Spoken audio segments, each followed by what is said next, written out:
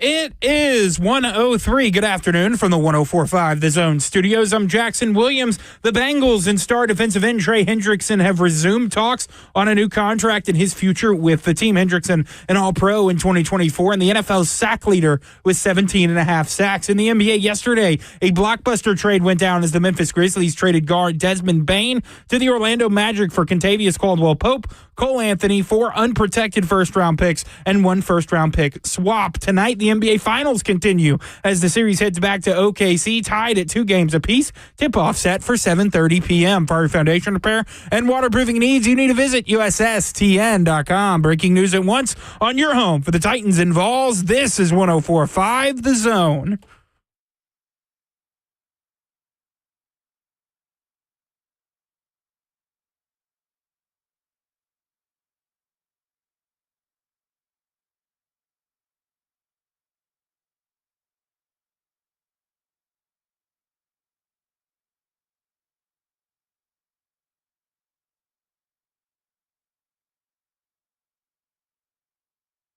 Cover 2 with Blaine Bishop and Zach Lyons here on 104.5 The Zone, powered by all 4 Seasons Garage Doors. 615-737-1045 is the number. Hope everyone had a happy Father's Day. And if you're the Tennessee Titans, that includes the moms as well, apparently.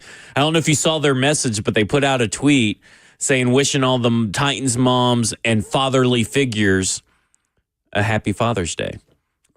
And so I looked at Lauren when this happened, early yesterday morning. I looked at my wife and I go, I bet they copied and pasted their Mother's Day message and forgot to change one of the words. And sure enough, you go to their Mother's Day message, it was Happy Mother's Day to all the Titans moms and motherly figures. So they just forgot to change the word. They deleted it, but never came back and wished Happy Father's Day after that. It was only the Instagram post, apparently, not even on Twitter. Fathers, we got screwed again. Hey, listen, let me tell you about what happened yesterday. So you got to own up to boo-boos. Yeah. It's okay.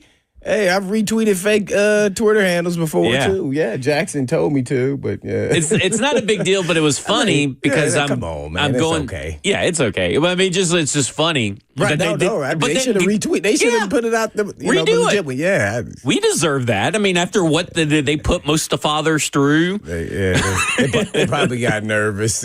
Probably a new hire or something. Yeah. Just been with the organization probably about a year or something. Oh, my God, I'm not doing anything. There are people legit mad about it, which, guys, don't be mad about it. It was just a simple mistake. Oh, yeah, there's people, everything's got to be about politics. But speaking of, Father's Day never really feeling like Father's Day. Come on, get a grip. Do you know that my wife was trying to get a pedicure, manicure yesterday, and all of them were filled up for the most part. So all the moms are going to get pedicures and manicures on Father's Day, leaving the fathers with the kids. Hey, what is this? Justice for Father's Day. You sure that there was no men there getting the petties and the I mean, maybe. I had mine earlier in the week. I had my pedicure earlier in the week. Oh, man. Hey, man, happy Father's Day to all those fathers and fatherly figures. There you go. Yeah, hey, so it was pretty cool, man. All right. I got to go to Kevin Hart, though, by the way. Oh, that's right, yeah. I went to Kevin Hart at the Ryman and went to Pushing Daisies after that, so it was pretty good. And we went to Edge first, actually. So how was Kevin Hart? Yeah, he was actually pretty good. And actually, the guys before him, they had some, comedians go before him. They were pretty funny, too. But, Kevin Hart was really, really good there. Yeah, they lock up your phones. Yeah. Oh, do they? And you keep it, but you can't open it. So it's not like a zipper. You have to have a tool and to this get is it at the off. Ryman, right? Yeah, this is at the Ryman because he doesn't want a video, I guess, because he's going to use it for like Netflix and sell it to all his different shows he does and everything else. So, yeah. And then he doesn't want people going back repeating all the Michael Jordan jokes he had up there. So, yeah, he was pretty good. I went to the 7 o'clock. Yeah, then they had a 9 o'clock, 9:30 one after that. So, yeah, that was pretty cool. But I left my phone in the car because, I thought it was something different. But a lot of people were having phone anxiety during that time. I'm sure because there's a moment where you probably reach for it and then you're like, oh, crap, what is this thing on there? Oh, man, I felt so relaxed. Yeah. Oh, Like, did you? Yeah, I did. Like no phone. Well, I kind of, I don't. I mean, I wouldn't have my phone out during a concert. Right. Well, a comedy concert. I would during a music concert just take a few videos and pictures. I would have found a way to open up that pouch and taken a picture. Snuck one. Boom. That's what I was afraid of. Because Jackson gave me the tool. These are things that, you need to do to take with you so you can open up that pouch. There you go, Jackson. I really want. That's why I left my phone in the car. Yeah. Oh, that's good. Jackson, what you got? So that 9 p.m. show that Blaine was talking about for Kevin Hart, my sister went to it. It actually didn't start until 11:30. Whoa. And I knew it was going to start late because the first one started late because it took forever to get in. We didn't get there. We were there at 7, but we didn't get in till like 7:20. Yeah. So I knew the 9:30. I didn't think it would start at 11. I thought it would start more like 10-ish. But because everybody kept waiting for the 3 comedians that went before, like, hey man, cut that out. We just want to get to Kevin Hart. Yeah. That's how you felt. So my sister was there till at least 1:30. And they decided to head home. He was still Kevin Hart was still performing at 1:30 in the morning. They were like, we got to get home at this point. Goodness. Now, I know Slay went to it. I don't know which one he actually went to. Oh, I didn't see him at the first one, But, man, if he went to that last one, oh, boy. Well, that's a late night. That's probably right up his alley. Yeah. And Pushing Daisies, they had a little booth saved for him because they had his billboard right there saying it's for him. Oh, and yeah? his crew, yeah. Oh, man. So you were real VIP. But, of course, you probably weren't staying out till 11:30, right? No, that was past my bedtime. I'm with you. That would be way past my bedtime. 1:30, I've been like, the limits there for me, man. Yeah. Nah. That was a little late there, but it was very enjoyable. All right, let's go to Scotty, who wants to talk about the Tennessee Titans. Scotty, you're on with Blaine and Zach. Yeah, guys, I mean, I can understand how some people might have got offended, but I'm 57 and just had a knee replacement. My dad left when I was 2, and so my mom been there on both sides. Well, there you go. Yeah. That is, I think that's what they kind of meant because there's a lot of single moms out there. Absolutely. They've done it for them. Well, I will say that's not what it was just by accident. Yeah, that was accident. They copied and pasted from an earlier tweet and just forgot to change mom to dad. No. Yeah. But I get what you're saying. Mm-hmm. All right. Thanks, Scotty. Just real quick, I do want to touch on the U.S. Open, right? Because yesterday was an insane day of golf. Oakmont is super tough. Every time I was looking up, a different golfer was on the green with their ball lipping out at the cup. Like, I mean, they could not sink a putt whatsoever yesterday. In fact, they only had one person finish under par, and that's because he had to hit a 64-foot putt. J.J. Spahn, who won, who was 34 years old, won his first majors title, hit a 64-putt, Blaine, and that's the only reason that one golfer was under, because he would have been, he could have won at even if he had missed that putt. But still, that's an insane course. I could not imagine going through that course, and everybody was having a hard time. And Scotty Scheffler was having a tough time. Ram was having Hovland. I mean, all these guys. It was crazy yesterday. I don't know how much you actually watched, but that was really insane. Yeah, that was crazy because it was a rain delay too as well. But and it was this guy's never even made the cut. So for him to get this and didn't hear him speak about what he was thinking, he said he never looked at the leaderboard because he didn't want to jinx himself. He just kept playing it the same way, and his calm demeanor about him when he was talking was just exactly how he was out there on the course. Especially when he hit the shot, it was the final time like you really saw him show some emotion. So that was pretty cool. But man, he was 125 to 1 odds to win. Man, Jackson, you could have made a boatload of money. But yeah, man, that was an iconic, shot there because it came all the way back. Yeah. I mean, that was unbelievable. He read it perfect. I mean, there's some form of luck too, but it was all his judgment, and he got it to where he needed to, and then it just rolled back. Man, that was pretty awesome. And he had 5 we bogeys. could only dream of stuff like that. Oh, man. Even some of the pro golfers could only dream of that right there. Yeah, because that's like a once-in-a-lifetime kind of putt right there. He had 5 bogeys in his first 6 holes, and I remember that because I remember seeing all those squares at some point during yesterday's Then at my in-laws' house, and he started going down the leaderboard, right? Yeah. And typically, he even admits this. He said he would be discouraged with that type of performance, but the rain delay happened, the rain and that delay, changed everything for him. And when he returned to the course, the back nine was truly his, shooting par on the first two holes before birdieing hole 12 and hole 14 to get his round to 3 over on the day. And he finished after hole 14 1 under. So, and that won you. I mean, and there were guys. I think he shot 32 in the back nine. Yeah. There were guys that were crazy. 3 under and 2 under from the majority until that rain delay, and that rain delay screwed them up. He came out looking good. Just a rain delay. Just a rain delay. Oh, no, it shouldn't have screwed you up. You start right back where you start. No, it interrupted the flow. Yeah. The mojo they had going. It was crazy. I mean, I couldn't. All the putts that were being missed, I was like, "Oh!" It was a visceral reaction because I've lived that life. I golfed. They were putting like I putt. You been to, I mean now, now they were putting like I putt. I don't want to say how bad I played, but all right. When we Jackson come back, said, do not come to me. when we come back, I've heard that he's a good golfer. Jackson is. I am really good off the tee, but anything after that, I am a liability on the golf course. Yeah. All right. When we come back, we're going to talk about the NBA Game 4 and the preview for tonight, and we're also going to talk about the Tennessee Titans. We'll get to Chuck as well. This is Cover 2 with Blaine Bishop and Zach Lyons here on 104.5 The Zone.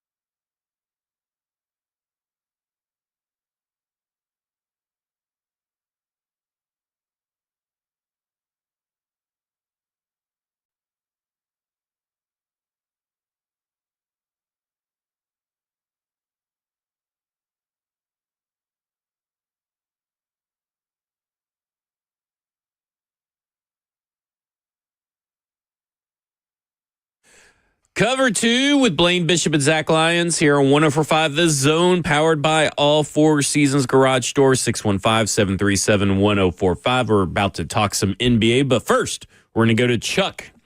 Chuck, you're on with Blaine and Zach.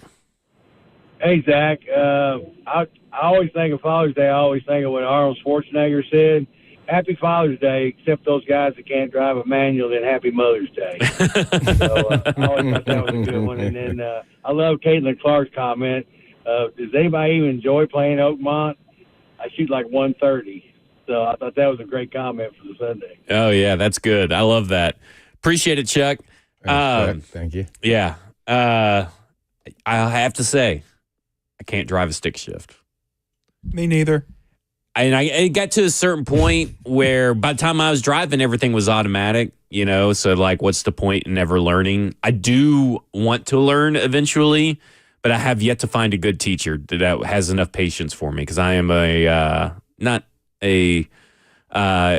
guess I'm not easily coachable in this area of life. I guess you could say, Blaine. So if you're not easily, coachable, I don't know how I'll ever learn. Why are you? That means that's a reflection of something that you don't know. You should be just like any other thing. I just can't. My body can't do it for whatever reason. Then I grow frustrated with myself, which then leaks out to growing frustrated with who's ever teaching me.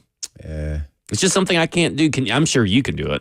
Yeah, no, I had a stick shift in college, but I didn't learn until then because that's all the money I could afford to buy. So I was buying that vehicle, so I was learning how to drive it. So guess what I did? I said, guess what? I'm going to pick some little hot chick that I want to date and say, hey, you got a stick, huh? Yeah. Well, you got that nice Hyundai stick. Can you teach me how to drive a stick? I knew I was going to be patient because yeah, see, you gotta have some ammo when you're doing it. You got to be strategic, Jackson. I think Blaine should teach us how to drive stick. That's what you got out of this. As a young single man, that's what you got out of his story. What? Yeah. I mean, that he should be going to find a young lady to teach him. Yeah, to teach him. That was the point of the story. It's a great pickup for you. That doesn't make good content for us, though. Well, that is true. Well, it could if we follow you asking people. But see, here's what you're accomplishing when you do this. You are developing a bond. Think about this, because you're now in training, right? You just say you do it a couple days a week. Y'all sitting here having dialogue. She's telling you when to shift.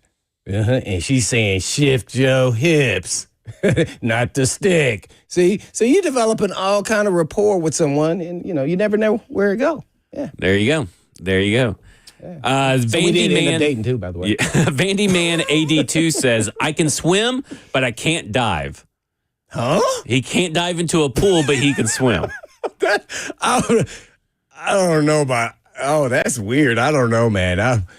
That one there, man. I'm little known secret. I'm a big time swimmer. Yeah, little known. That was one of the first things that we talked about on this show was swimming, because we were the only show with I think we were one of two shows with a 100% swim rate. Yeah, that's right. Yeah, and diving, by the way. Yeah, 3 meter and platform. There you go. Yeah, look at that.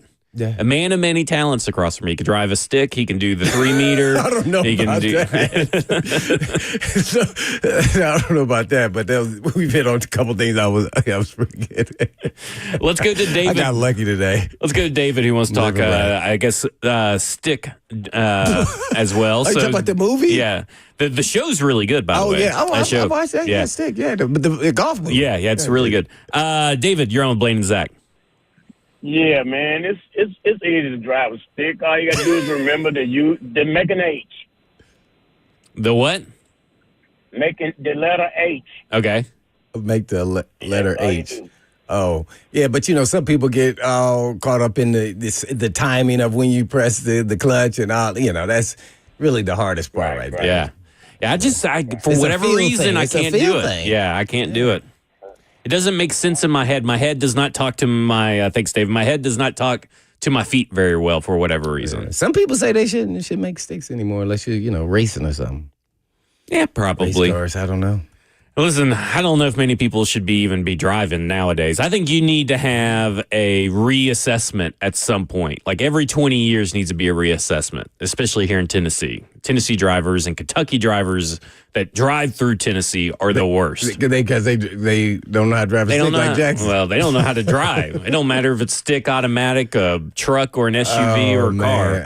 It never fails that I'm behind somebody that I'm like, oh my. I just say, I'm not going to do it. I'm just going to sit here and go slow behind them, or I'm just going to pass them. I'm not even going to look at them.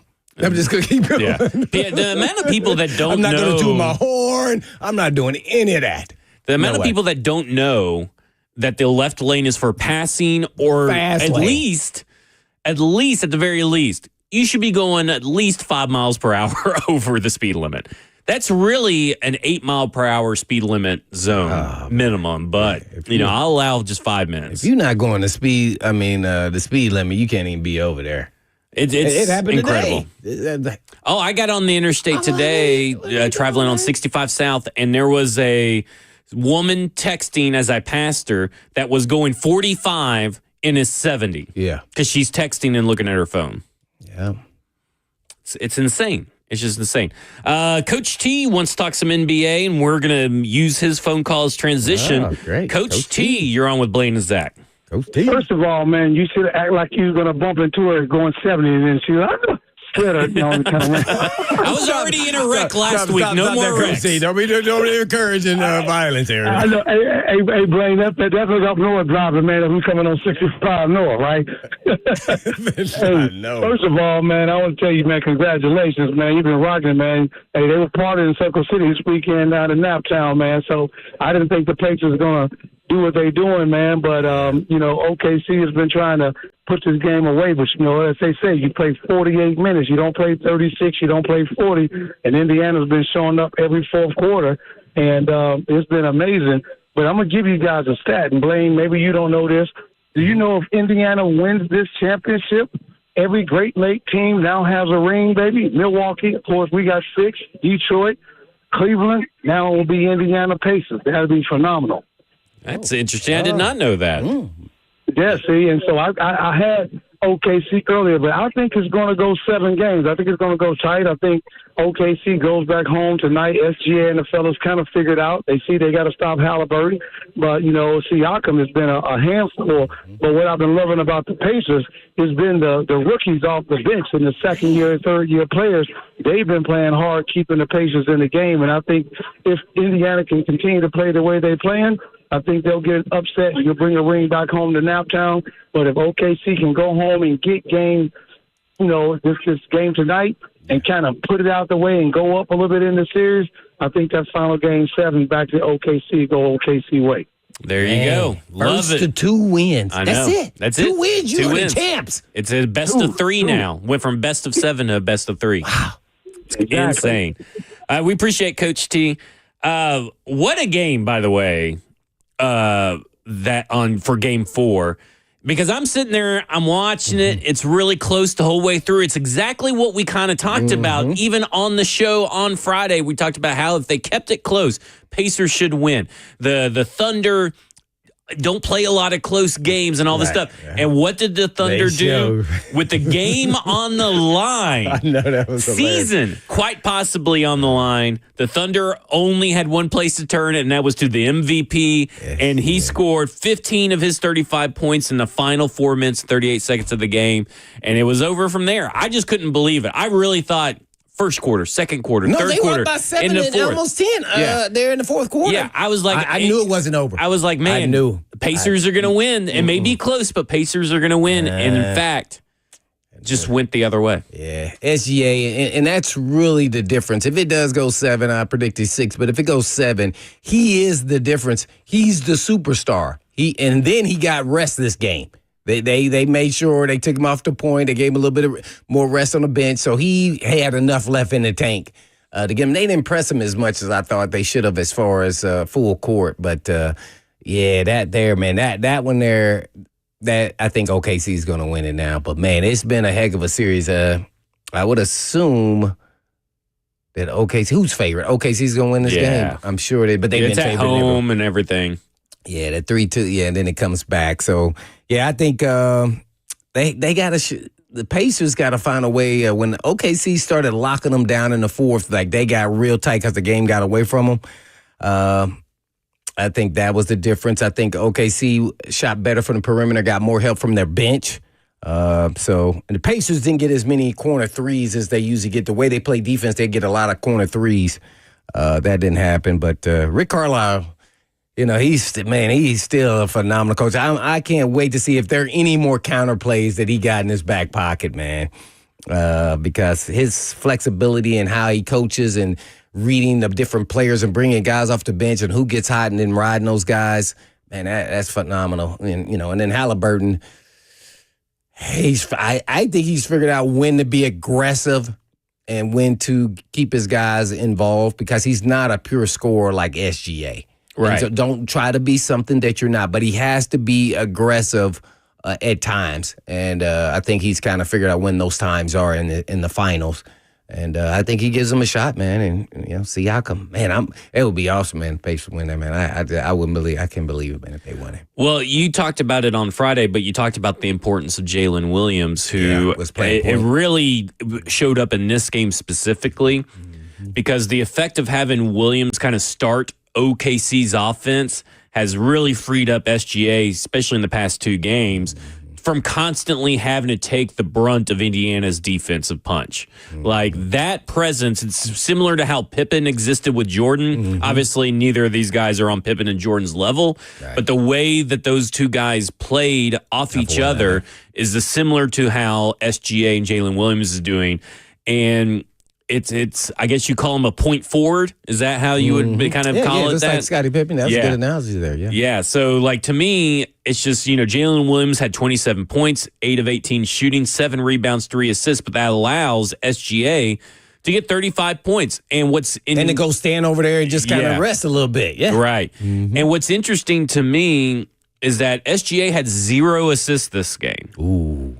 And they shot 3 of 18 from three-pointers. Yeah. They only made 3 three-pointers. The Thunder did. The last time that a NBA team in the finals won a game only shooting and making 3 three-pointers is the Celtics in 2010 versus the Lakers. But the difference from that game to this game is that game, they had 21 assists, the Celtics did. On passing assists, the Thunder had 10, 11 total, but 10 off passes.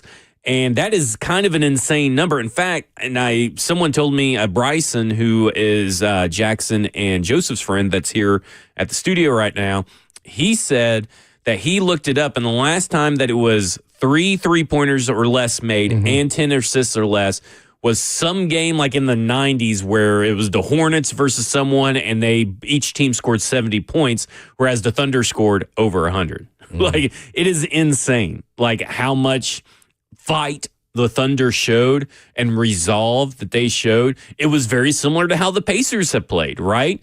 The Pacers and have played this whole playoffs with that same resolve. Just this time, the Thunder had their number at the end.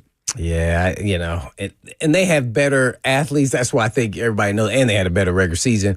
I think that's where the one-on-one and no assists, they can parlay beat. They have go-to guys. I realized Jalen Williams was good, but I didn't know he was this good until we got to the finals. Like he could be a point forward and kind of be in that Pippen-like role opposite of, the stud SGA. So, yeah, I think that's why I think they just have a little too much firepower, but you just never know. That's why you love sports, though, because, man, I would have thought, like you, the Pacers going to win after they were up by, for sure 7 points in the fourth quarter there with, 6 minutes left or so, and then the momentum shifted. When they called timeout, they went to the bench. You see SGA talking before he sat down, talking to his teammate. I'll say, I don't know. They might go on a run here. And they ran out of time. The Pacers couldn't get it done, man. Well, in Indiana, some of the stuff that's going to cost them. Remember, we said if they won, whoever won that game was going to win the series, right? Right. Jackson? Yep. Yeah. And that was a big swing, especially in the fourth quarter or fourth period. Yeah. What we're talking about here is that 12-4 rebounding edge for the Thunder, and that wasn't the way it was all game. But in that fourth quarter, and then you have a couple of fouls and a lack of rebounding, and those fouls really limits your scoring chances if you're the Pacers. Pacers missing free throws, too. And yeah, they were missing free throws. Oh. It's, to me, you can't have anybody ghost down the stretch, and Siakam kind of ghosted a little bit, and Halliburton kind of ghosted a little bit, and down the stretch. It doesn't say anything about the players they are, because they're obviously really good players, but you have to, start getting rebounds in the fourth quarter when it's that close of a game, and the Thunder just dominated under the post, which we have said is a big strength for the Thunder heading into this series. But, man, it really showed a bright light on the problems that the Pacers offense can have if they're not rebounding. Yeah, and they got to go down to Siakam. He's their best, break it down half-court player. They just got to get him the ball. But this besides fourth quarter, which we've talked about, is going to be a close game all the way, and who executes best in the fourth quarter, especially late in the fourth quarter. I think Holmgren for OKC, if he has a good game, like 10 and 10 or above, 10 rebounds, 10 points or above, they have won almost every game in the playoffs. And when he's not shooting well or playing well or getting points, they lose. That was the first game of this series. And then ever since then, he's kind of been up and down. So I'm going to watch him and see if that continues, because how he plays typically, because he's the third guy. Yeah, the Pacers defense, by the way. They've tightened up, man. I know that we're talking about a team that lost, but their defense still limited them to only 3 3-pointers, right? And just for 11 assists. That Pacers defense, that says a lot about them. It's their offenses and rebounding that is having an issue. But the defense is what is keeping them in these close games. So if you want a little bit of a glass half full, is that you should be able to kind of expect, game in, game out, at least the Pacers defense should show up more often than not. But you playing harder on D, yeah. Guess what? That weakens your legs a little bit on offense. Yep. Run out a little extra juice. And so, yeah, this is going to be a bar. I can't wait. I can't wait tonight. I can't wait. I'm going to be right there, all in it, man. It's been a great series, regardless who wins. NBA, I know a lot of people saying it on the chat here, NHL as well. I haven't been watching that at all, but I know it's been a close series. I've been seeing the scores and overtimes and everything else. So is Florida going to win back-to-back? I think Jackson's our NHL expert. Yes.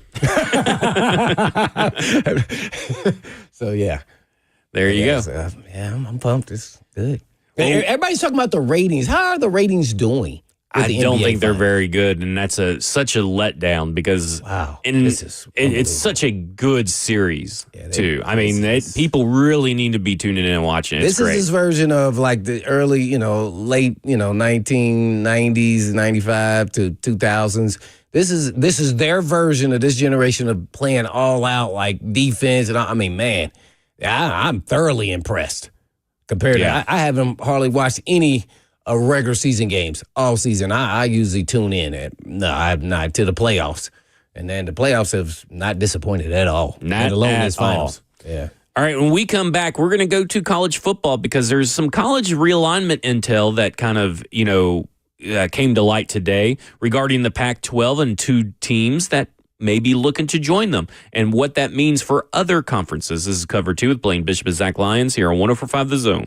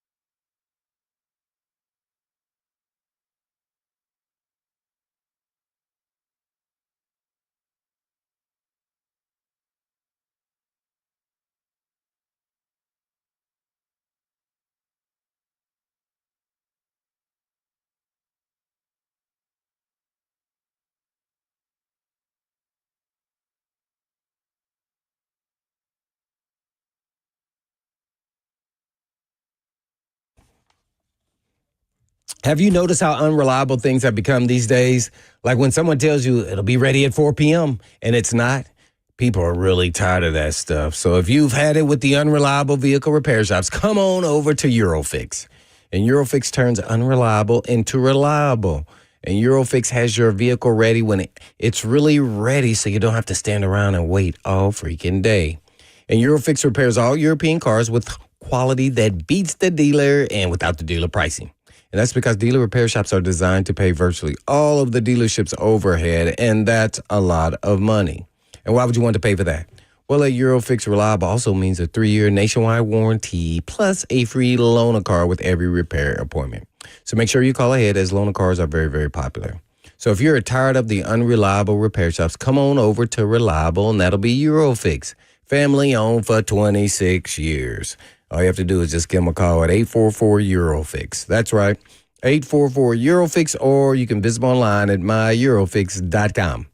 That's myeurofix.com. Oh, John Blaine, did you?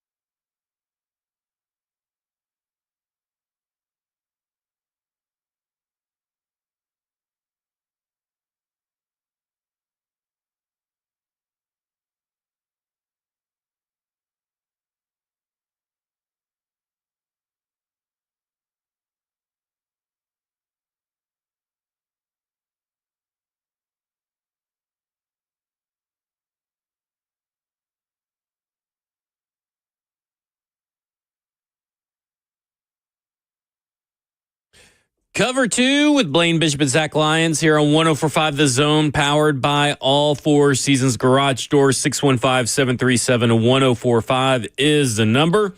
Today, Pete Thamel put out an article over on ESPN talking about how Pac-12 is looking to make some moves and adding more teams to the conference, specifically looking to get into a piece of that Texas pie, I guess, trying to get Texas State in. Texas State, who went 8-5 in the Sun Belt last year with Jordan McLeod, their quarterback, throwing for 3,227 yards and 30 touchdowns and a 70.2 completion. Did you know who he was? I did not until I looked it up. Either. I had to look it up. But they're a state on the rise. I mean, they are. They're a university on the rise because they have they have an enrollment of more than 40,000, and it boasts. It's a university with an enrollment of more than 40,000 and boasts a lot of tenets of football potential with a local talent base that's really rich and a rising young coach, GJ, which is a terrible initial, GJ Keene at the helm. Is he the one that, remember when they first started the portal, or probably a different coach, he was the one that did all these portals or did none? I think he did all these different portal players, and everybody was like, oh no, you shouldn't be doing that. Or he did something crazy. Is that the same guy, you think?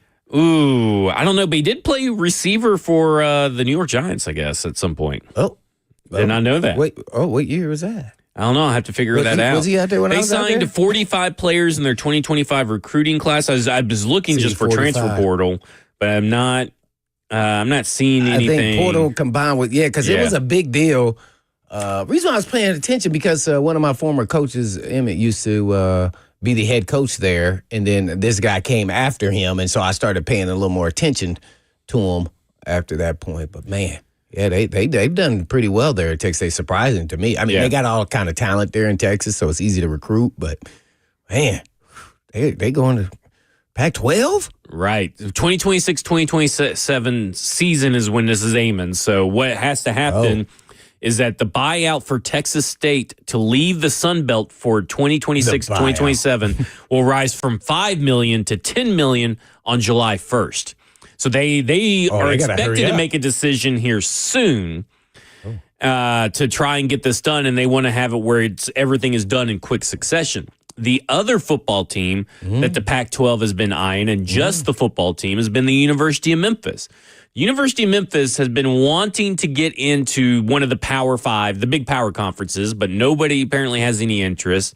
They scared. Yeah, they're scared of Memphis. Because let me say this. They are dangerous now. They are a dangerous team to play. I would not want to be playing them. Well, what I'm saying is that I think that the stat I saw, like the last 10 years, Memphis is one of probably a handful, maybe 12, 15 teams that have never had a losing record. The other team being Alabama, so maybe a little good luck charm, Zach Lyons, for that. No.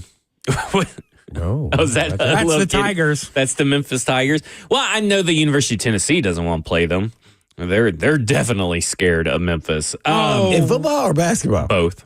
Oh, come on. Come on. He gotta say. But the Pac-12 is apparently only interested in Memphis as a football team. Right, because they would Big East, right? Yeah. They would play basketball in the Big East and all the other sports. So they would only go from the AAC in football over to the Pac-12. The problem is all the money, the logistics with it. Buyouts obviously is part of it, but also that to stay in the Big East, if it's only just basketball, how much of the $7 million the Big East pays to each of its universities will actually go to the University of Memphis?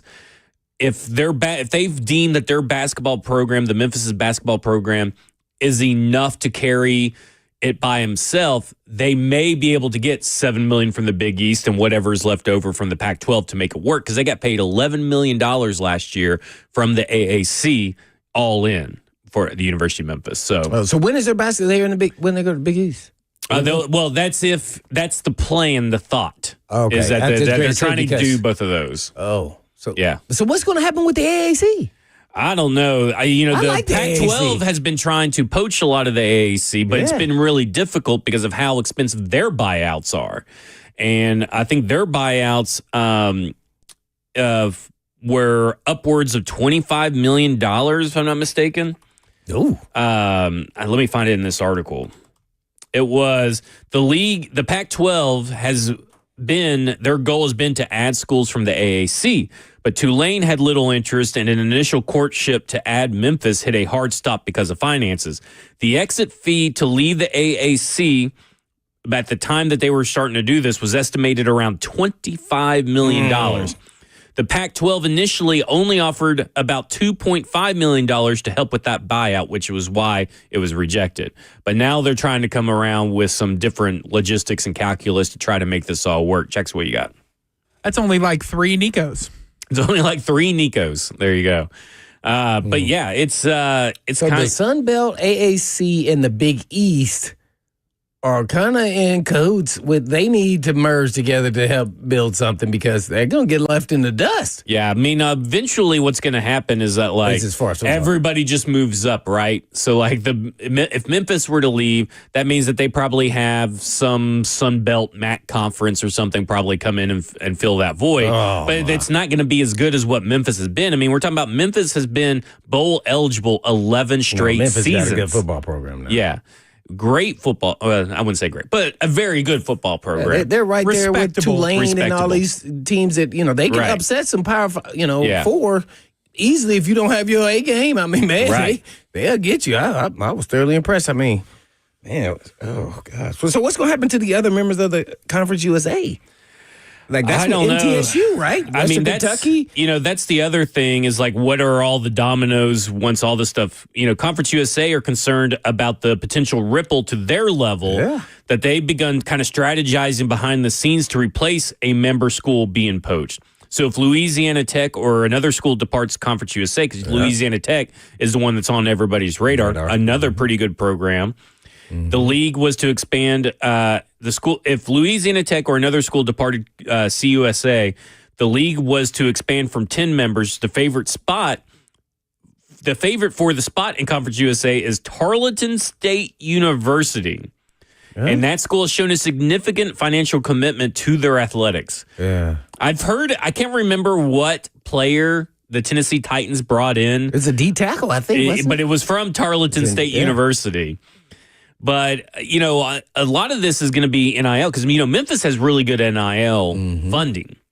They got FedEx money, right? I mean, they got that FedEx money, which is really good. So it'll be really interesting to see how all this plays up. Western Kentucky's another guy from another team from CUSA. That's some support from the schools in the East. And then, of course, Louisiana Tech as well. Yeah, I'm hearing some FBS may move up to one of these conferences, like Delaware. Missouri State. Delaware has put out a couple of players these last few years. I know. I'm like, what? It's going to be interesting. It's really all about your alumni now, it feels like. If your alumni got deep pockets and your programs for your university got some deep pockets, you can start making some headway. But it's also Delaware. No, stop it, man. I don't know. Also, Tarleton State. I mean, you never know, man. Hey, Eastern Kentucky, somebody may poach them. Never know. Just real quick, where is Tarleton State University, Jackson? I want you to guess. Can I guess a region of the country first? You can at least just give me a state. Ohio. Texas. Stephenville, Texas is where Tarleton State University is at. All right. When we come back, we're going to talk some Tennessee Titans, and we're going to talk some SEC quarterbacks. This is Cover 2 with Blaine Bishop and Zach Lyons here on 104.5 The Zone.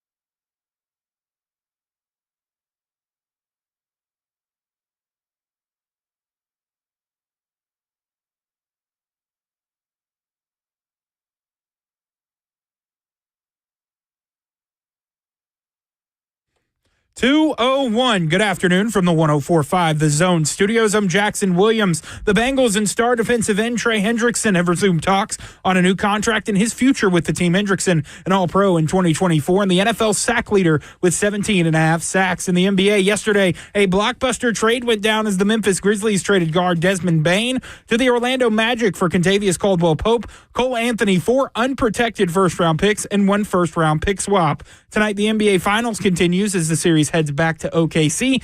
Series tied at 2 games apiece. Tip-off set for 7:30 p.m. In transfer portal news, Vols lefty reliever Dylan Loy is headed to the transfer portal. Loy made 33 appearances with the Vols in 2025, notching 4 wins, 2 saves with a 3.97 ERA. Fire Foundation repair and waterproofing needs. Visit USSTN.com. Breaking news at once on your home for the Titans and Vols. This is 104.5 The Zone.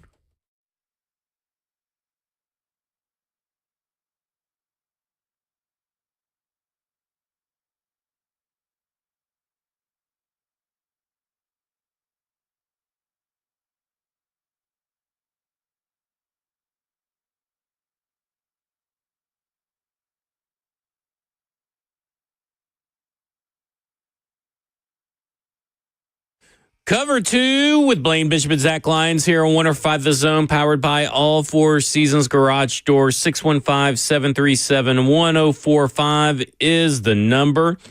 Just real quick, because we didn't technically have yet to talk about it, but obviously Arkansas, LSU are still in the College World Series. Arkansas plays Murray State, which is a huge deal in and of itself for Murray State specifically. So, it's baseball. It's not my favorite thing to watch, but the Murray State, pretty cool. Go right Murray now. State. Yeah, go Murray State. Yeah, Kentucky. Yeah, I'm in. Anybody but Arkansas. Yeah, everybody should be rooting for Murray State. I heard you calling the Hogs. Absolutely not. Who's LSU play? I just pull it up here in just a second. I just accidentally X'd out of it. Still going on since no Tennessee team in. Arkansas versus Murray State today at 2 p.m.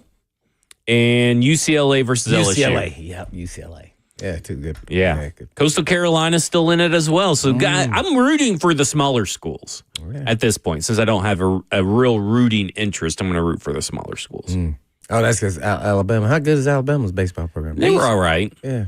Didn't they used to be good? Did they get in trouble with with their coach? Was that somebody else? I think you're thinking of something else. Nope, they did. No, they did. See, I know.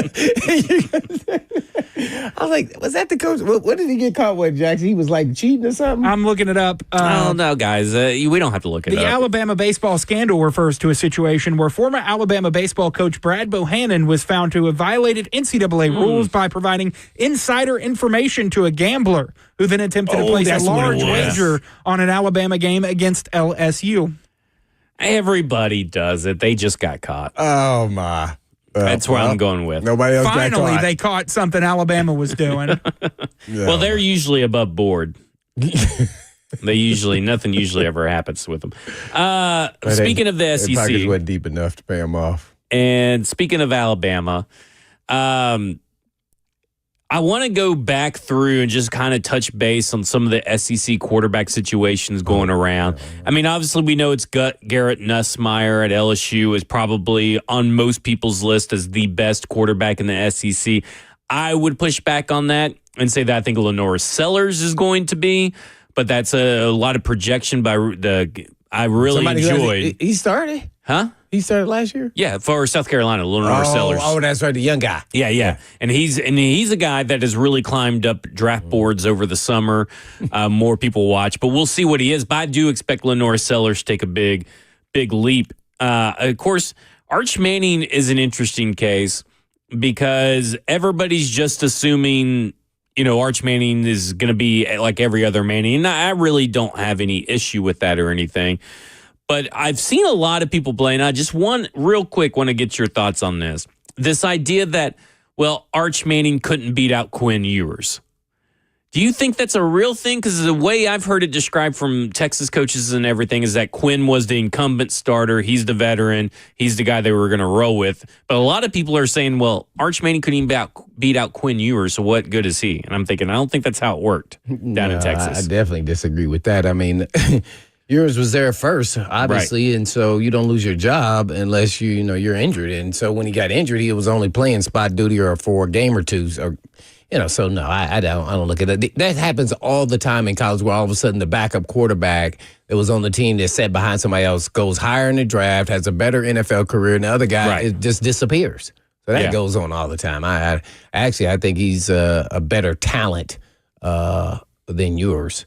But that shows you see that what happens is you get skewed by all this high school ranking, and that kind of just puts everybody in this, like, this guy's supposed to be great. I mean, he barely got drafted, to be honest. I mean, man, I think Arch Manning's already a better player than him. I thought he should have been playing more, and I thought yours was still hurting from an ankle injury, and I thought he should play more. But see, here's what happens. That's why I said it's turning to the NFL. They're paying all that money to yours. Yeah. Mm-hmm. You gonna play. Yeah. Yeah, because the people who pay want to see him play. Right. Yeah, see, so that's how the NFL is. That's the guy who's making the most money. All they talking about, Tajay Spears going to get more play, going to be out Pollard. No, he not. They paid him $7 million. Tajay Spears is on his rookie contract. Right. He's not going to play more than Pollard. They don't care if the dude is not better than him. They're going to play the guy, because then guess what? They look like ding-dongs. You're paying him all that money. Yeah, and the same thing with yours. See? So, yeah. So, no, yeah, I think, I'm an Arch Manning fan. I think he's going to be good. I know you don't think he's going to be as good. I do, because he already knows how to run. He doesn't know how to work a microwave, and that's really, I know. That's really got me. See, you're talking about something that has nothing to do with football based off of how good he's going to be. That doesn't matter at all.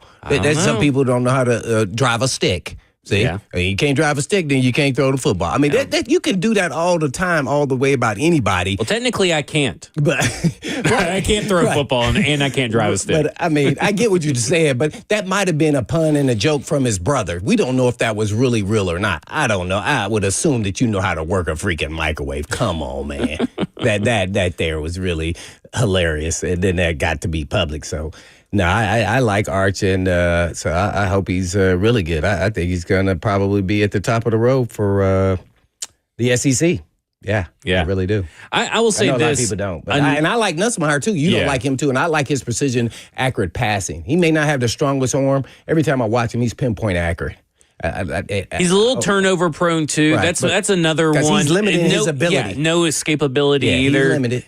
So we'll see. I really like Lenora Sellers the most, and I do think Arch Manning's going to be good. A guy that is actually also super intriguing is Austin Simmons from Ole Miss, who's been in the system for a couple of years. If you may remember him, you may not have noticed, but Simmons actually in the upset victory over Georgia, Jackson Dart was injured and had to leave the game.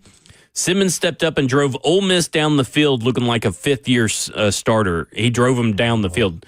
Now, he's got lack of experience and everything, but he's been in this system for a couple of years now, so I do feel like when you're in the Lane Kiffin system and you're kind of born and bred into it, you may have a good distinct advantage. So I do think that – I also think I would look at Lane Kiffin and Ole Miss looking to run a little bit more.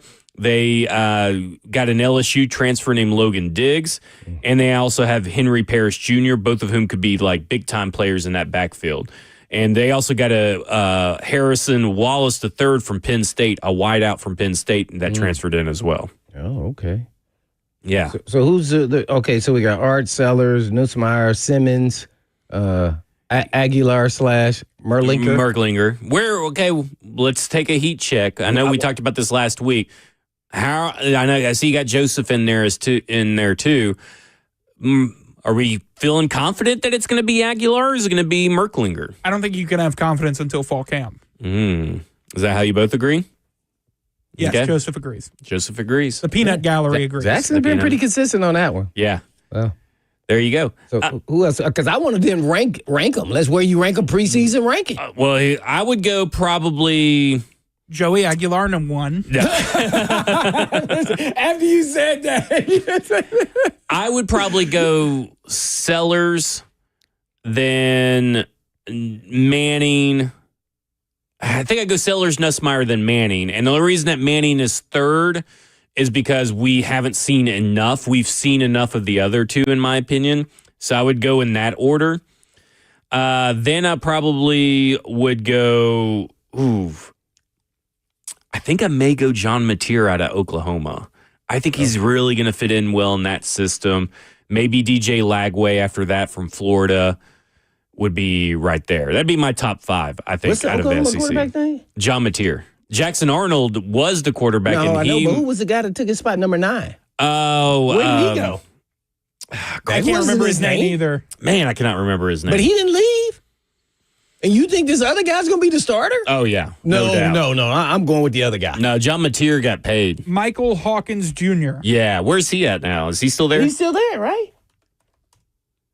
I don't see any transfer news, so I'm assuming he's still there. So you're saying the other guy? John Mateer, they is brought him in from a transfer, and he's really good. Dang. Yeah. So the guy flamed out at the end of the season? Yeah, this Jackson Arnold's the guy that flamed out. No, he flamed out that minute. Yeah. He flamed out against Tennessee. Yeah. He was bad. done. He's still in the SEC, by the way. Right, he transferred. He's over in Auburn. Yeah, he's going to start. So I'm glad about that. There's at least one victory for Alabama. They have some freshmen. I saw the coach really hyping up there that they really like their there at Auburn. But they definitely mentioned Arnold there on it. It was at the SEC meetings there down there. Marcel Reed will be an interesting one for Texas A&M to follow his progression this year. I'll be interested to see what he does. Local talent from NBA. A Georgia quarterback, Gunnar Stockton. A Georgia quarterback is a Georgia quarterback. They're always going to look good because that team around them, regardless of if it's him or not, you got to take advantage of what's around you. They always find ways to take advantage of what's around them on that team. Diego Pavia, obviously, is a guy to see if he can recreate the magic he had last year. What do you think about that? Do you think he can kind of recreate that magic he had last year for this season to get them, bowl eligible and all that kind of stuff? Well, I looked at their schedule. I think their schedule, at least their home schedule, wasn't too bad. They play LSU, Auburn. They got Georgia State. Off the top of my head, it was another team out of SEC that's home. He's a magical player. They were able to. I hate it because he's not going to be able to play in the NFL at that position anyway. So I'm just trying to figure out what role he will. But man, he is a driven, believe in his ability and gets his teammates to roster level. I mean, that tight end they got there now, he's going to be Eli Stowers. He's going to be pretty good now. But I think he can do it again. Yeah, no doubt. I think I look at Junior Sherrill and Richie Hoskins over there, too. They were able to bring back their veteran pass catchers, so there was going to be a lot of chemistry still there. So that's good. I do like that. Taylon Green from Arkansas and Ty Simpson from Alabama. Taylon Green, I think, is really interesting from Arkansas. That's the guy who transferred from Boise State, right? Yes. I think he's really interesting. Of course, Ty Simpson, local kid as well. We'll see what he is. I don't seem like you believe in a local. I don't. Is that your just hate on Tennessee? No, he's from Tennessee? It doesn't really matter that he's from Tennessee. He could have been from Wisconsin all I know. Oh, I'm sure. What, you just don't think he's good? I just don't know. I just don't know what to expect from this Alabama team. I know that what we read last week, the ESPN FPI said that they were going to be like the fourth most wins in the nation. And I'm thinking, Alabama is? I just don't believe it. Zach is firmly sleeping on Alabama. I am sleeping on Alabama. The only Are you thing trying to do reverse psychology here? Well, it's kind of like I get to win both ways, right? If I say now that I don't believe in them and they turn out really good, I'm pleasantly surprised. Right. But if I'm correct in my assumption, I'm always right. That's how I look at it. There we go. All right, when we come back, we'll go to the phones. We'll go to Tommy, 615-737-1045. We'll also talk about a low-key Titans player for 2025. This is Cover 2 with Blaine Bishop and Zach Lyons here on 1045 The Zone. Arch Manning.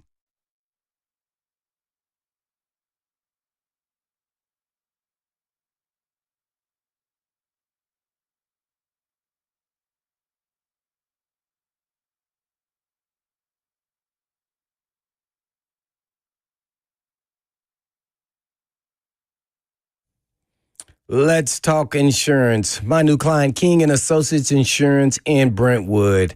They're independent agents. That's a big difference, right? But it goes beyond just having multiple companies to shop, weeding out the non-competitive companies, keeping great relationships with the biggest and the best, along with bundling. But unfortunately, life happens, and they get it.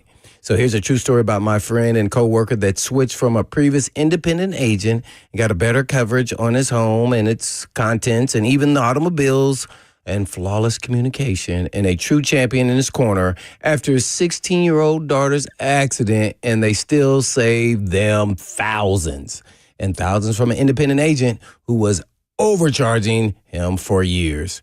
And you can make the switch and save the same, if not more.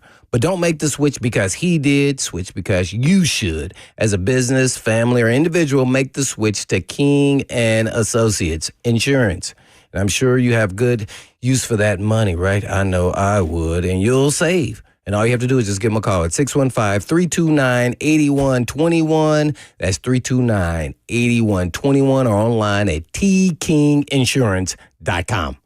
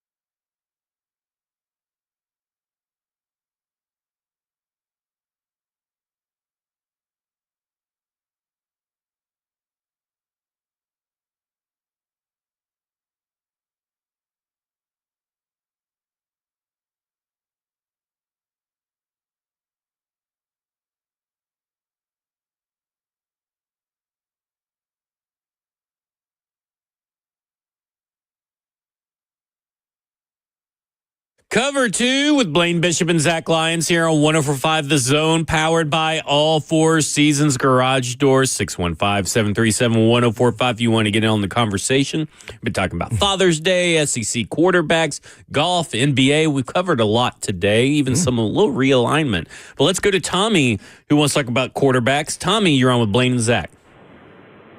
Thanks for having me. I don't like this because I'm a Boss fan, but I think you're going to hear that Ty Simpson name a lot over the next several years. His little brother was a true freshman, threw for over 3,000 yards and 0 interceptions, and was the runner-up for Mr. Football in Tennessee last year. His dad's a college head coach, and they've been working out with the college team since they were walking, and I just really think if you go back and look at Ty's high school film, you're going to see that this guy should have been starting at Alabama before this year, in my opinion. Thanks. I'll hang up and listen. Well, thanks, Tommy. And as an Alabama fan, I really appreciate your optimism, and I hope you're right. Jackson, what did you have? Sounds like you supposed to tell us what you've seen from him. I mean, you've seen him. I just haven't really seen much from him in the games that he's played. He just does not. Spring ball? I mean, spring ball. It's like the Titans mini camp and stuff. It will mean Well, nothing. they had on pads. Yeah, I guess. It sounds like the Alabama Crimson Tide should start Ty Simpson's brother. Yeah, that's what it actually sounds That's what like. I got from that. I want to phone know call. what high school that is. What high Yeah, school 30 is that? touchdowns, 0 interceptions. I'm in. What is that? Yeah. All right. I have a couple of different questions. So I want to kind of like start talking about some players on this Tennessee Titans team in 2025 that are kind of key players, but not really being talked about a lot. And Cody Barton kind of is being talked about, but it's really the conversation has been about the spot next to Cody Barton. But I want to talk about Cody Barton. I want to talk about it in a few different ways. First, I cannot believe that this weekend is the weekend that I learned that the green dot on defense is relatively new. 2007, 2008-ish is when it started being used. And, of course, it got used. There are stories of, like, players and coaches hearing concerts and airline pilots and other random interference because they were using analog. Now they have, like, this A258 encryption that can't be hacked and all this stuff. They spent, like, $26 million or something crazy like that on these new headsets. Remember, that's the tampering with the opponent's headsets was part of the Spygate situation going on. So I wanted to ask you, because you guys did not have that when you were playing, the green dot and everything. You guys had to, look from the sidelines or whatever like that. So my first question is this. If there had been a green dot, because defensive backs do wear it a lot now these days, do you think you would have been the guy to wear that green dot to communicate with everybody? Well, if it was a secondary person, yeah. But, I mean, they always use the middle linebacker. Yeah. So it's just a deal. But sometimes I was getting the call and make the calls because depending if the guy's kind of winded or something, that happened occasionally throughout my time. I remember one time Godfrey was somebody got him in the ribs or something. So I'm just calling the plays because I know the signals. Because half the time secondary guys aren't getting in the huddle, at least the safeties. So, yeah, I've done that. I definitely did it. I didn't know if I wonder if you had had the microphone in yours. Nah, they wouldn't want me having because I'd be bleep, bleep, bleep, bleep. Nah, don't be talking to me. I already got the call. Would you have done? I would act like I didn't hear the call. Well, that's what I was saying. Would you have done the Matt Hasselbeck thing? I remember he would have been like, it's not working. It's not working. I'll just call my own play. Yeah. Because when they would like call the plays late, I just call the play. They'd be like, no, that's not the plays we're supposed to call if we don't get the call in. I was like, oh, no, I just went off the field. But I couldn't imagine. But that also goes to kind of show, though, the defenses back in those early 2000s, late 90s and stuff like Peyton Manning had the green dot, right? Like for the offense, he had it. And he's absolutely tearing these teams apart. But, there are times where the defensives, were putting a stop to that. But like Raheem Morris had a quote. He's like, Peyton Manning was out there just looking at you, just absolutely tearing you apart. Tom Brady and all these guys were able to just look at the defense, diagnose it. Coaches all on the sidelines. We were over there signaling and throwing up all types of things. And we were holding up flashcards and boards. It was kind of archaic when you look back at it. And it's interesting now that it's not just the linebackers anymore, like Derwin James and all this stuff. But all this to say, typically the guy that gets it is a guy that's going to be on the field the majority of the time, if not 90% of the snaps. And Cody Barton was it for Denver last year, played over 1,000 snaps through 17 games in a regular season. He's coming over here to the Tennessee Titans to do the same thing. And I think it's just super important that we have that kind of stability. He's a very good run defender. He was top 10 in run defense and top 5 in tackling rate for the NFL last year at the linebacker position. So a very good run defender. Coverage, a little bit suspect. He seemed like he was a good coverage guy. He had all those picks in OTAs off of Cam Ward. That's true. Maybe that says more about Cam Ward than it does about Cody Barton, but I don't know. No, we went it the other way. Cody Barton for All-Pro. Yeah, Cody Barton for All-Pro. But, I mean, he's a guy that's super important to this defense because he is going to be the quarterback of the defense. Yeah. I mean, that's always going to be the case. That's never going to change. He's just like the quarterback. So, yeah, I mean, those guys are really sharp. They're smart. They got to anticipate, the calls and then make sure everybody's on the same page. So there's a lot that comes with that. Up the middle, defensively and offensively, is always the strength of the teams as far as the smart guys. So you're talking about the center, the quarterback. Then naturally you're talking about the middle linebacker and the safety. So yeah, it's always critical. You know what? Listening to you, I thought about which way is better today to have one guy with the green dot. But in my era, it forced everybody, maybe not the D linemen, but all the skill, maybe not the corners either. But, there was multiple people who knew the signals. Right. So that kind of helped everybody stay in tune and on the same page. So I think it was a little more beneficial that way. I think you could still have a green dot guy, but you also should be making, and maybe they do still, some of the safeties, to make sure everybody's on the same. Like the other linebacker is supposed to be able to make the calls too, just in case. I mean, Eddie Robinson was one of the smartest guys I ever played for, and he was, one of our linebackers, and he wasn't the middle linebacker, but. And Bullock. I mean, all these dudes, man, they're.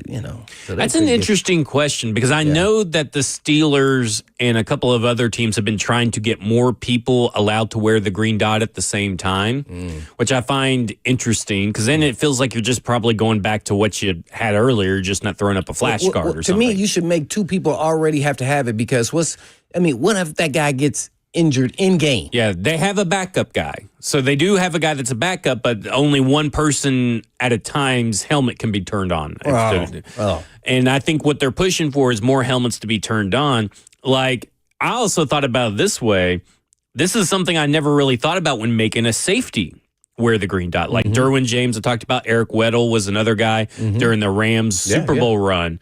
They got him, and then he ended up giving the green dot. Is that like Derwin James is, covering a deep ball. He's having to run back and at the same time give the play because it gets shut off with 15 seconds left to go. So he's out of breath relaying and trying to remember and trying to relay everything that's being told to him, which is kind of crazy. Well, I mean, you typically, it doesn't happen bang, bang like that. You got time to get back to the huddle. Yeah. From running. Now, he may be exhausted. He may not be able to get fully fledged up, in the huddle. But, that's kind of interesting. To me, there should be two guys should have it. Yeah. Then once that happens, if that does get passed one day, then the offense is going to say they need two guys. So who's the other guy for the offense? The center? Yeah, I guess so. I mean, I would think. That's who I would think. What do you think about...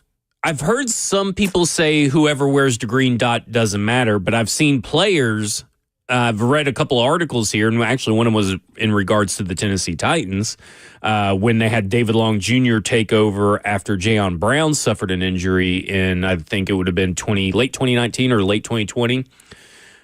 But do you think it matters who wears it? There are some coaches who think you have to have a big imposing presence in the huddle, like physical stature. That's typically why some of these guys lean linebackers, is more because of their physical stature. But do you think it matters to players who actually wears it? Because you have to be a good communicator, right? I mean, to wear it. Right, but you're talking about stature. I mean. That's what some of the coaches have said. I mean, I don't necessarily agree with that it has to be stature. I don't know what context they were meaning there for what they mean by stature. I know you say, oh, their size, but that doesn't really matter. It's just like playing quarterback. I mean, the quarterback is going to have the green dot, and the middle linebacker is going to have the green dot. That's just the way it's going to be. And so they're used to looking at, that guy in the huddle on every single play, especially the D linemen. Because they're in the front there, and they're the ones that they got to make sure they communicate with all, and everybody else, you kind of on your own a little bit there. But yeah, I don't think it really matters. Like that's just the way it is. Yeah, I think we're making a lot out of really nothing. I mean, everybody was worried about the green dot last year, who the guy was. At the end of the day, it's going to be the middle linebacker. Now you can choose which linebacker you want to give it to. It could be the outside. But at the end of the day, that's the coach's choice, and that's who they think, is going to get the calls out fast, fluently, and quickly, and know the signals. I mean, or, know now in the head. So I don't think it's as much as an emphasis as people getting that. You've been out to practice just a few times. I mean, what have you seen from Cody Barton in that linebacker position if you were paying attention? Because I know everybody kind of pays attention to Cam Ward, but I mean, I know that Cody Barton really impressed Jim Wyatt. He wrote an article today. He's one of the 10 Titans that Wyatt walked away really impressed from this offseason heading into training camp.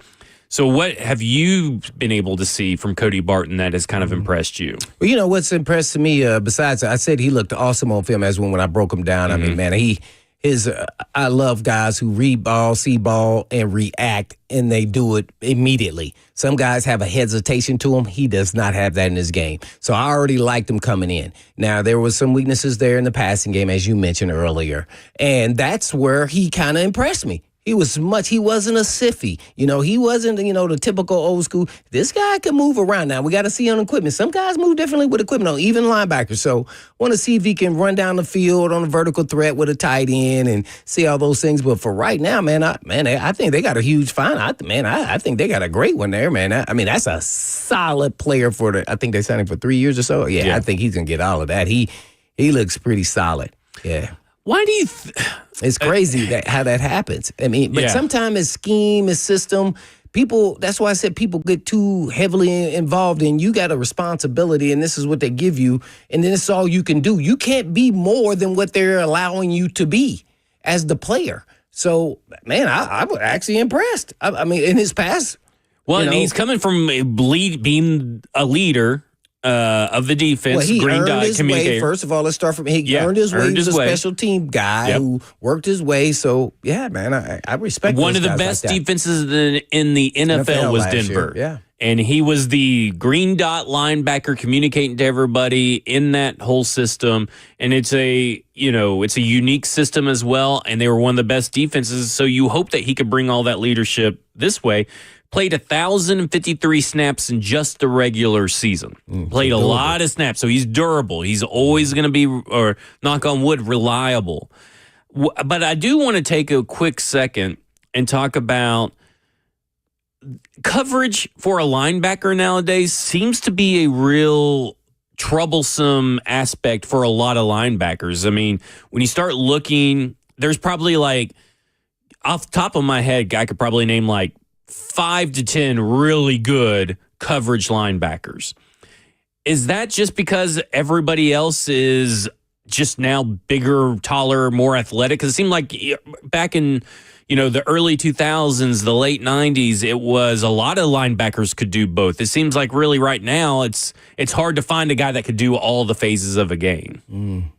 Why do you think that is? I just wondered. Well, I look at it a little differently. Okay. I think the linebackers have stayed the same or gotten more athletic. I think what has happened is the offenses throw the ball more to the freaking tight ends and split them out. So I think that's what's changed. I don't think the actual players they've just been more exposed because they pass more. Gotcha. I just look at it from that point of view. More so these guys, Keith Bullock could have covered any tight end in the National Football League. Yeah. I mean, so it doesn't change there. I mean, so I just I think it's just that you can get lost out there, and most of those guys don't want to be covered. Now, out in space. Yeah. Out in space. That's not something that they do on a regular basis. And so guys who are converted safeties who, kind of used to being out in space. So if you get more and then you get these elite tight ends who are all converted wide receivers, I mean, next thing you know, man, this guy's running around like, hey, man, I've never guarded no guy like this. What is this guy like, man? I mean, this guy's running around like he should be on the outside. So I think it's more that than anything else. And the guys are throwing the ball more, and I think they're doing an emphasis. I mean, like Pitts, he should be way better, right?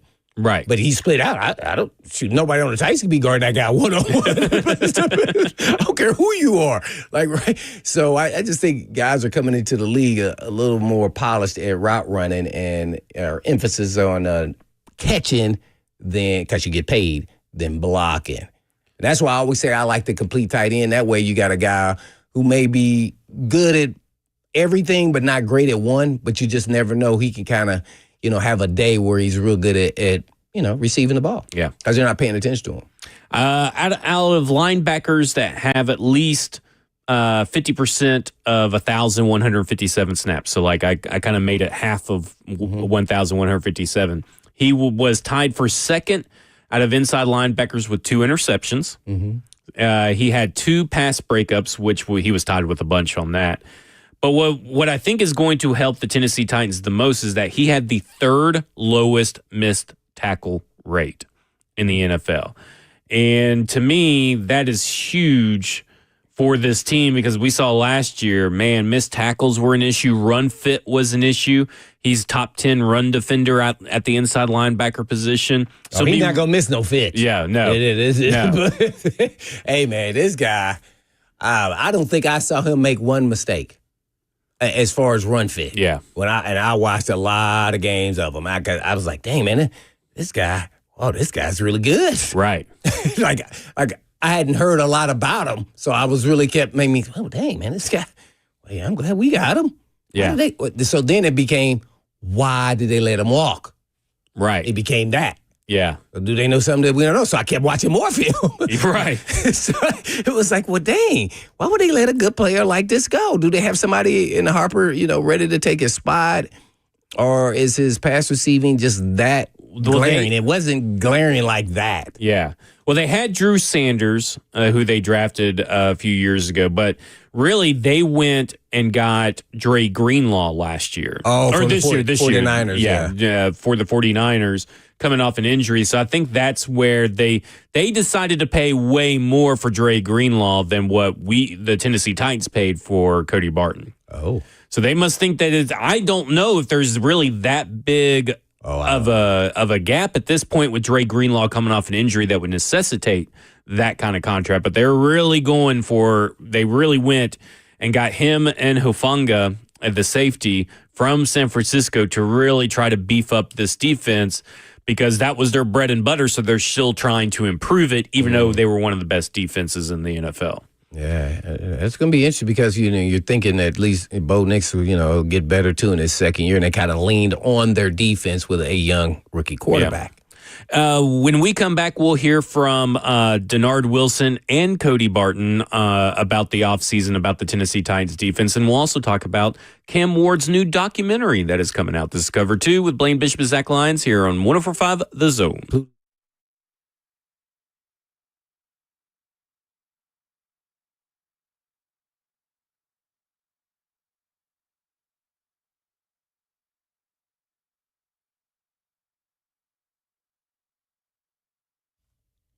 All right, so I've got a little extra around the middle, and it's earned, but still, that dead body isn't exactly the goal.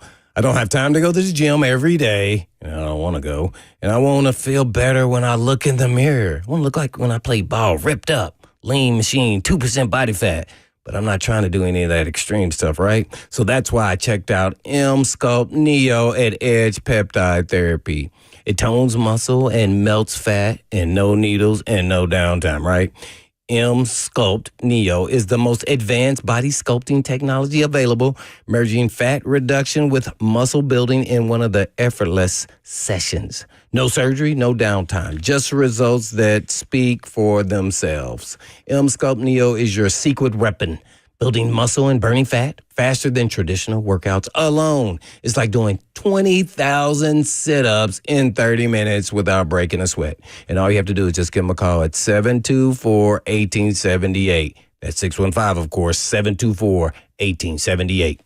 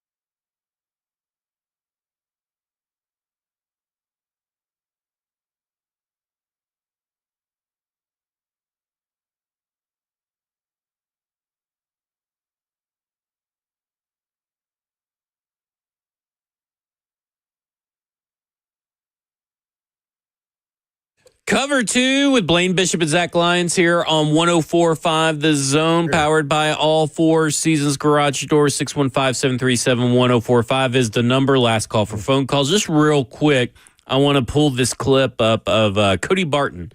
And because we've been talking about how kind of under-discussed he is as a key part of this defense. Everybody's been really focused on the spot next to him, which a lot of people think that may belong to James Williams, who's the early leader in the clubhouse.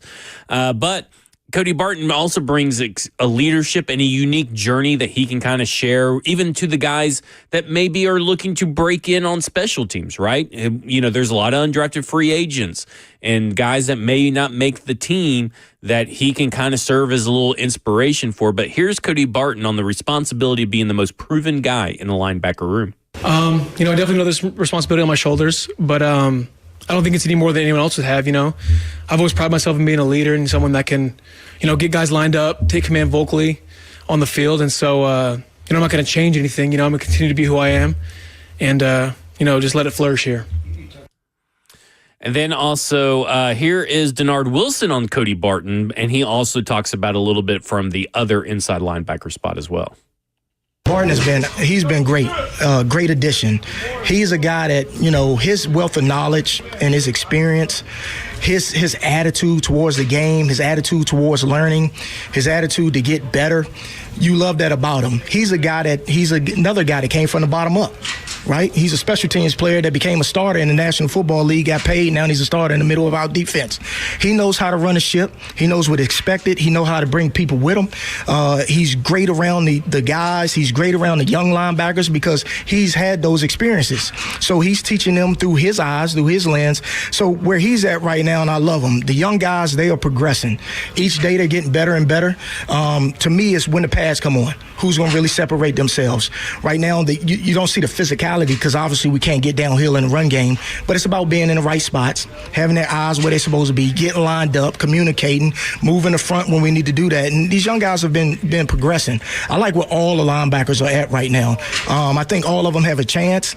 I think that when the pads come on, 2 or 3 of them, they're going to rise to the occasion, and we'll have a good nucleus of linebackers. That last second inside linebacker spot. Do you consider that more of a starter role? Okay, that was him talking about Cody Barton, but a lot of the stuff that we've already talked about, special teams, the leadership style, and all that kind of stuff, it's just, you kind of talked about it at the break, is like, he may not be able to make the play every time, but there's no worry that he's not going to be in the right spot at the right time. Sometimes a guard just gets his hands on you, right? Sometimes an offensive lineman just moves you out of the play, but he's going to be in the right spot. And that's something Tennessee Titans fans have really had to worry about from the linebacker position in past years.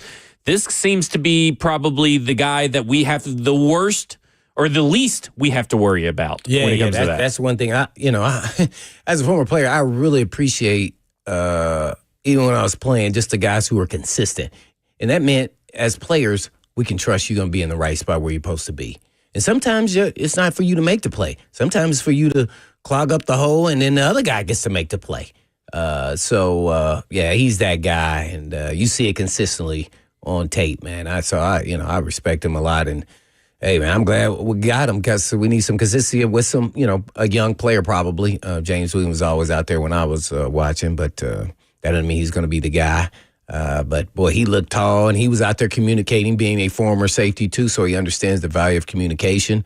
And now it's just to make sure if he can get on par with Bart, man. And what happens is you start competing with one another in a good way. You start saying, hey, man, I made my play. I got off the block and made the play. Then you start, shoot, I got to be able to do that. And you start picking up tips from what they do as a young player to implement it into your game. Your game is the way you play. You can't do it exactly the way they do it because everybody's game is a little bit different. But hopefully he'll be on point. And, I think Bart is the type guy, when you listen to him, true leader and holds guys accountable in a good way. Just real quick, the Tennessee Titans quarterback Cam Ward is going to be a part of a 6-part documentary series titled Zero Star, the Cam Ward story. Is going to be airing on Tubi. And for those who may not know what Tubi is, got a really extensive library. But they also are home, and this is thanks to Nick Suss of the Tennessean. Right? It's free. This thanks to Nick Suss of the Tennessean. This is some of the movies that they've had recently at Tubi. 5-headed shark attack, 3-headed shark attack, 6-headed shark attack, and 2-headed shark attack. So there you go, Tubi. Is it better? Titanic 666 is it worse is also or better there. than Hallmark? Probably better, because I mean, at least you kind of know that these are I meant like to be Hallmark. bad. I don't know, man. I like Hallmark, man. I like that guy. Stoney does too. He's a big Hallmark guy. Yeah, so there you go. But Zero the Star South became Side. more. I mean, some people are trying to make this into a big deal. Buck Rising is making it into a big deal. He just wrote an article for A to Z Sports, kind of like learn from the mistakes of Will Levis and the Mayo campaign and all that kind of stuff. Listen, he is the subject of a documentary that is about him being a 0-star recruit and going and getting drafted number 1 overall. That's just a good story to tell. I don't think that it has anything to do with ego or confidence or whatever convoluted crap someone may come up with when it comes to this. No big deal, right? I mean, surely this isn't a big issue that everybody needs to make of it. No. I mean, you want to hear stories because that's you want to give people hope. He believed in himself, and he, whatever he was turned down, he kept fighting and believing in his abilities, and he went back to the drawing board and got better. So, I think that's what you're trying to convey here in this story, being a 0-star to now being the first pick in the draft. I don't know where Will Levis or anybody else comes involved. Typically, guys are totally different individuals. As you can see, this guy seems as though he's been in the league for a little bit. He's kind of a wily guy, got an old soul. So just want to see if that translates not only to him playing well, but translating to wins. And we all know sometimes he could play good or bad, but that doesn't translate to wins. This is from director and Firebrand partner Alec Roth. Cam's journey isn't just about football. It's about heart, belief, and the power of second chances. This series gives viewers an unfiltered look at a young man who was told no at every stage, yet refused to quit. From backyard games in West Columbia to draft night glory, Cam's story unfolds across 6 episodes filled with raw emotion, defining moments, and behind-the-scenes access. It's a modern hero's journey and a blueprint for anyone who's ever felt overlooked. No doubt. Yeah, So to me, tune in. When's it start? It starts in September. So September. Here's the thing, though. Remind me, Jackson. Football's in September. Put this out now. We have nothing else to do. I'm doing all the other football. I may forget. Yeah, give it to us now. And for those that may not remember, that think this may this may mess with his preparation or anything. What? Patrick Mahomes won a Super Bowl while being the subject of the quarterback documentary on Netflix. So, guys, let's just chill out on this. No, come on. Hey, 3HL's up next, and I'm sure they'll talk about this as well. But 3HL's up next has been covered too with Blaine Bishop and Zach Lyons here on 104.5 The Zone. And in the meantime, And in between time. peace.